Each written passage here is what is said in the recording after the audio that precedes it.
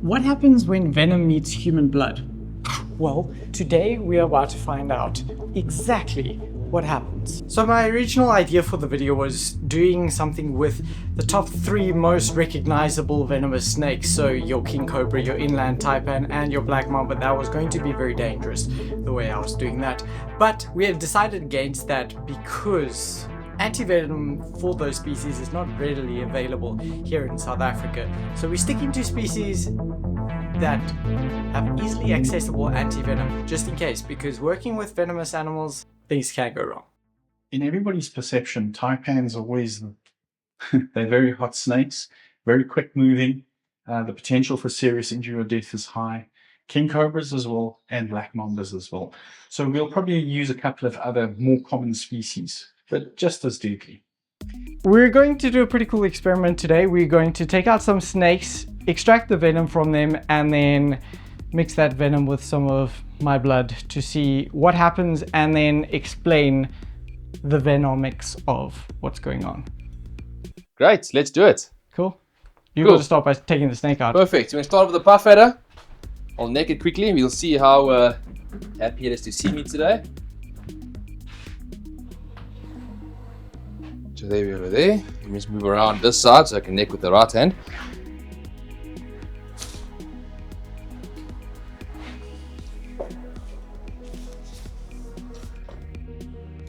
Okay, so there we go. There's the fangs. Beautiful snakes. Okay, not the most friendliest snake. Just get the one that says puff Puff adder. adder, got it? Sorry, don't. Okay, there we go. So when it comes to bites from adders, in Southern Africa and East Africa, puff adder distribution, they are widespread. In Northern and Western Africa, you do get puff adders, but you get far more species of saw-scale viper from the genus Echis. So if you look at statistically from West Africa, we get a lot of bites from the Echis species, and North Africa, the Echis species. Whereas in East Africa and Southern Africa, we don't get Echis, but we get puff adder. So they've got a huge distribution range, and they are found everywhere except in true jungle or desert conditions. So in South Africa, we find them in all our provinces. And even recently, in the last 2 weeks, in winter at this point in time, the daytime temperatures are cold. There's been 2 bites in Northwest Province from puff adders. Puff adders tend to move around in the colder months of the year as well. They're not as active feeding, but they are mating, they are moving around. So the potential for running into a snake like a puff adder is good. In summer, it's excellent. There's a lot of them. In winter, they're still moving around. So the potential is always there. The other thing is, with puff adders, they tend to be cryptically camouflaged. You don't see them very easily. And they tend to lie close to paths, and people would walk past, not see the snake, step too close to the snake, and they tend to react violently. So puff adders tend to bite. They're very quick at biting. It's quicker than you can blink your eyes. And most people don't even see the snake striking. If you speak to them, they describe the snake pulling back. They haven't even seen the strike. So this is what makes puff adders dangerous. So I'm going to hold this so my fingers are out of the way.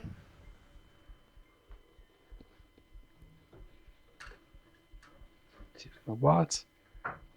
Almost. And this over here just goes to show you that snakes do not want to bite you. Yes, of course, they are perfectly capable of it. Doesn't want to bite. In a case like with Nick's puff adder, it is used to being worked with because he uses it to train people on snake awareness, and that the snake knows the deal and knows he's getting necked, so he's like, oh, why do I need to bite somebody? So she didn't give us any venom. My snake, on the other hand, very different. Quite a mean girl. You'll see. Okay, now we are trying my puff adder. Whenever you're ready. Okay, let's see. Let's see if she's not going to slip on the concrete first. Yours is angry. Yeah. Okay, let's just try this hand. got it. You good? Do you need me to help control the body? You sure? Yep, got it. Okay, you also already sprayed some venom there, so I think we'll get a good bite here. Yeah.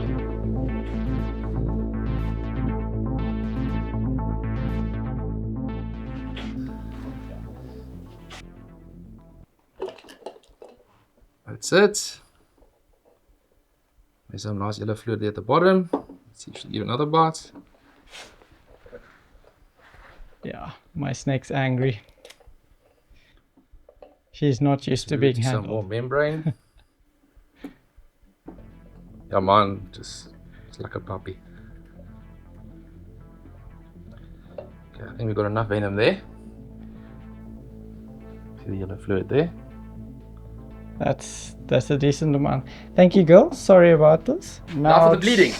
Yeah, drawing my blood. So I asked Jason, what does puff adder venom do to blood? So again, another very interesting question. Puff adder venom actually varies across the distribution range. So we know that, for instance, puff adder venom from West Africa is different to East Africa, which is different to Southern Africa. But in the South African context, what we tend to see is bites. If you are bitten by a puff adder, very quickly you have localized burning sensation, pain, rapid swelling of the bitten limb.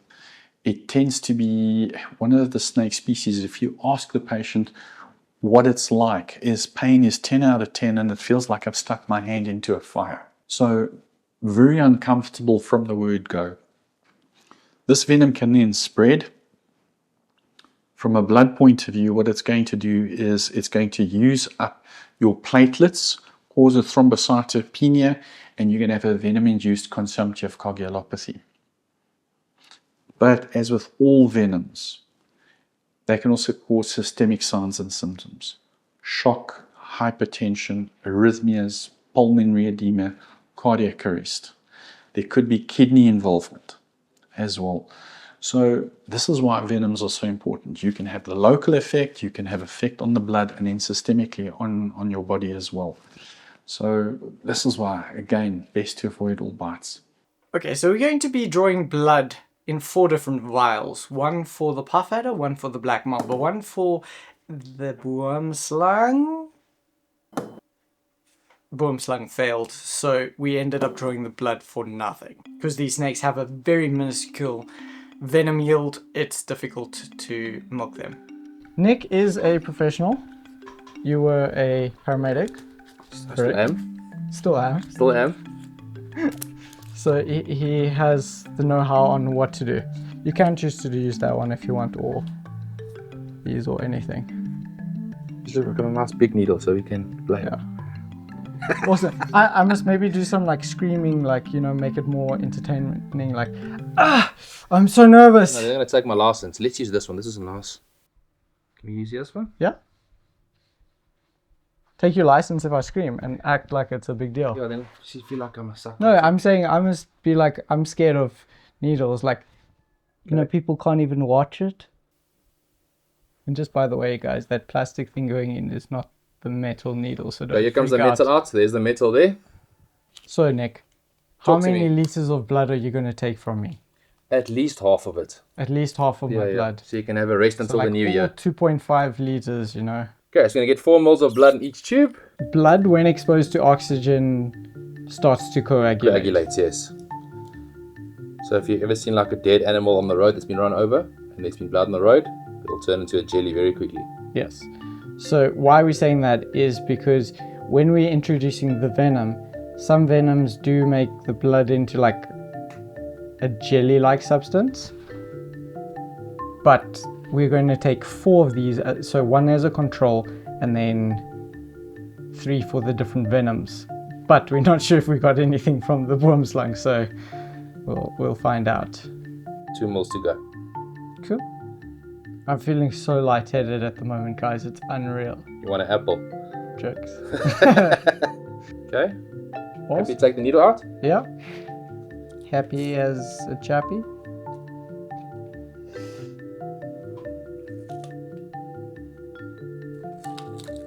You know what's the worst part of this? This flippin' sticky stuff. Okay, that was all bendy. There's no metal there. Okay, now we'll hold for a couple of seconds and it'll coagulate and close the hole like it's supposed to. Now for the fun part, look at that.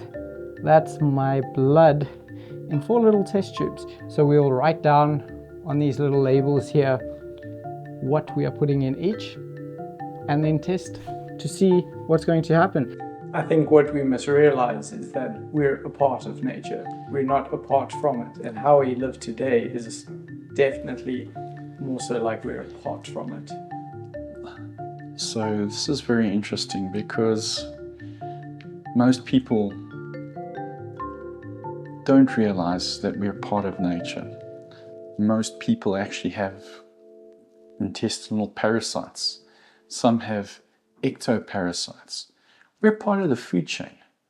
So the important thing is, we've placed ourselves outside of nature, but the truth is we are very much part of the food chain. And one always got to remember that. And that's why with snakes and stuff like that, one has got to be cautious. You don't take chances. You don't go and look for trouble. Recently, we have seen this whole movement of free handling of snakes, and there is a number of justifications that these people use to pursue this. But the important thing to remember is that animal has the ability to end your life. And it can. And these accidents do happen. So rather avoid all of that. And that's why I like what we do. Every 6 months we deworm ourselves.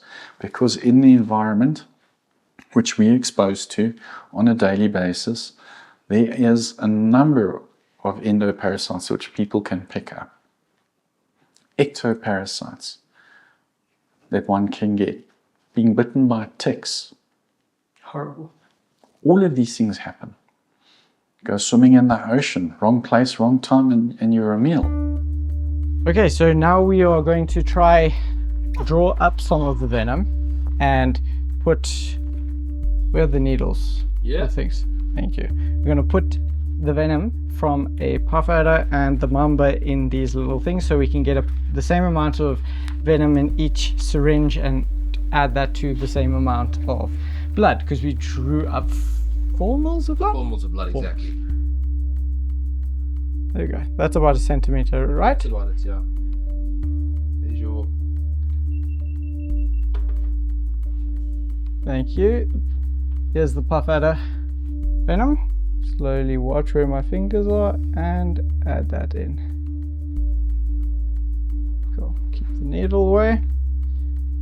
Now, mixing that venom in. It's a large amount of venom with not so much blood, so let's see what happens. I see the blood had already started to coagulate a little bit. I have the tube here. This is the control tube. You can see something weird has already occurred with this. It is separated. That is the plasma above the red blood cells there, and that is where all your antibodies and all the stuff that they actually make antivenom from when they use it with horses. But that's besides the point. This is the control, and you can see the blood looks different to that of the other tubes you're about to see. Okay, I was expecting that to be coagulated. What now? See what the rest looks like. My blood is runny now. So maybe there's venom in my blood without me knowing. Okay, it's not in the tube. You look at the tube? Yeah, there are clots in the tube, and the tube or the blood did separate. And obviously as I poured it out, it mixed again. Okay, let's see. Maybe it's because it wasn't actually exposed to oxygen. So I'll leave that out for now. Here's the last one and the most interesting one. You can already see that the blood didn't like separate, which is interesting. Let's pour that out. It's a lot thicker and darker. Much, much darker. Okay, this was less interesting than I expected. You know what, I think dying is easy. The big problem is You get bitten, you now need to land up going to hospital, 10 o'clock at night. Maybe the roads are not as safe as they should be. Maybe there's other crazy drivers on the road. You land up trying to get to hospital. You land up in a vehicle accident, and the 3 other people that were with you in the car all end up dying. So keep that in the back of your mind. Now you land up at the local hospital. Maybe they're not ready for you. Maybe they don't have experience in treating the bite. Maybe there's no antivenom for that species. That becomes itself a very traumatic experience for the medical professionals which are now treating you. And then obviously your family standing in the emergency room watching this all expire, very traumatic for them as well. All in all, quite a traumatic ordeal. So if you do die, you're not going to worry about all of those. It's for the people that are left behind. And that's the way it's always been. Okay, interestingly enough, it's been a few hours, and as you can see, I've messed up that take. But this is the control amount of blood here, and you can see the blood has like solidified. That's called coagulation. It is nice and coagulated as blood outside of the human body should be. Now, surprisingly, this is the puff adder. It looks rather scary. It's almost like a deeper red wine look to it, because that probably means, just like it's supposed to, puff adder blood or puff adder venom attacks your blood cells and makes the red blood cells explode. But you can also see it's liquid. Even though it's been a few hours, it has not coagulated. And yeah, that's not good if this is happening within your body. If you really enjoy learning and specifically scientific stuff, I've linked to the full interview with Jason Seale down below. That is on Patreon, so if you go there, you'll be supporting the channel out so I can continue to make these free videos for you guys on YouTube. But yeah, thanks a lot. You'll learn quite a bit. There's some cool info in there. There's the venom coming out.